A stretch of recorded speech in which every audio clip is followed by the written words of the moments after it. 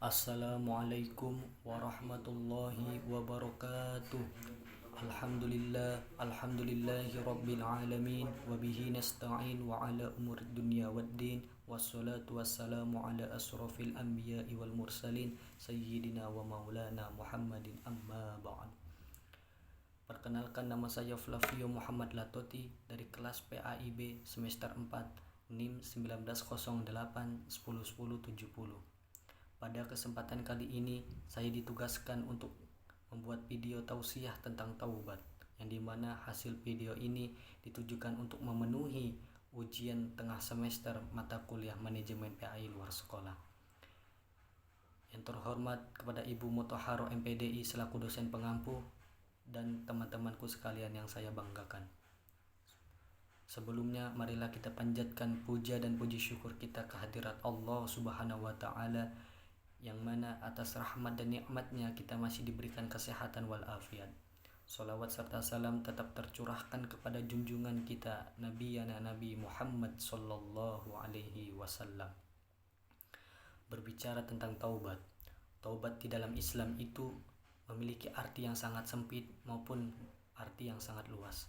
Dalam artian sempit, taubat itu diartikan dengan kembali ke jalan yang benar.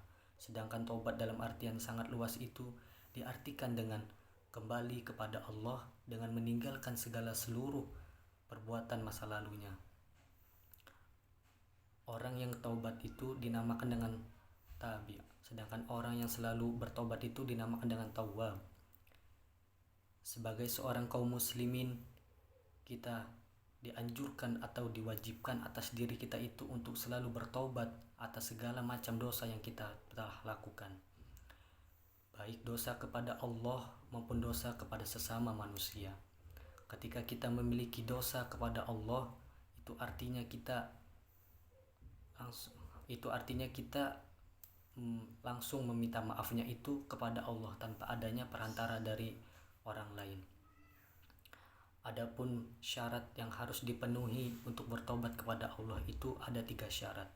Yang pertama adalah meninggalkan perbuatan yang telah dilakukan. Yang kedua, menyesali perbuatan yang pernah diperbuat. Dan yang ketiga itu adalah berniat untuk tidak kembali melakukan perbuatan tersebut untuk selama-lamanya.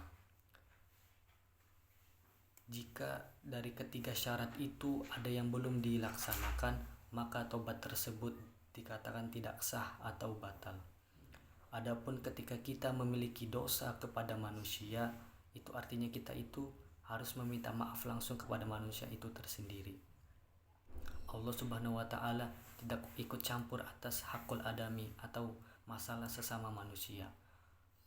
Maka dari itu, manusia itu harus menyelesaikan terlebih dahulu masalahnya kepada manusia tersebut. Setelah itu lalu berminta maaf kepada Allah Subhanahu wa Ta'ala. Adapun syarat-syaratnya, yang pertama itu adalah menyesali perbuatan yang telah diperbuat. Yang kedua adalah meninggalkan perbuatan atau kemaksiatan yang pernah dilakukannya. Dan yang ketiga itu adalah berniat untuk tidak kembali ke perbuatan yang masa lalunya untuk selama-lamanya.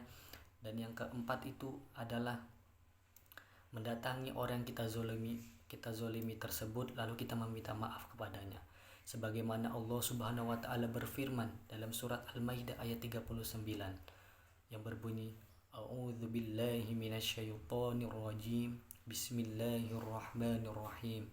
Faman taba min ba'di dzulmihi wa aslaha fa innallaha yatubu alaihi innallaha ghafurur rahim. Yang artinya barang siapa yang bertobat setelah berbuat zolim lalu dia memperbaiki diri, sesungguhnya Allah menerima taubatnya tersebut. Sungguh Allah Maha Pengampun lagi Maha Penyayang. Ada dua ciri seseorang yang taubatnya itu diterima.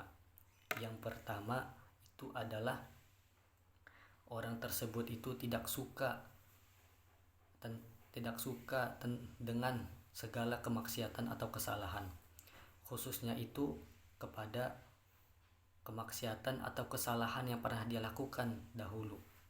Misal dahulu dia adalah seorang yang sering menggibah. Nah, ketika dia menemui orang yang sedang gibah, maka seketika itulah dia membenci atau tidak suka dengan perbuatan tersebut. Dan yang kedua itu adalah semakin meningkatnya ibadah kepada Allah, yang dimana dahulu dia tidak suka atau jarang berbuat baik atau beribadah.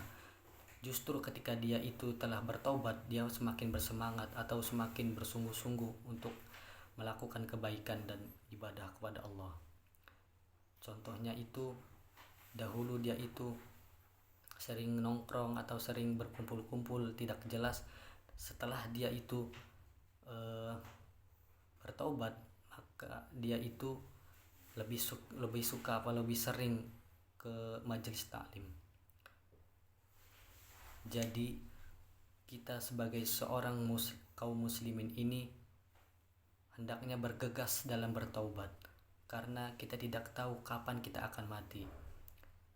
Jangan sampai ketika kita mati itu kita masih memiliki dosa kepada Allah maupun kepada manusia.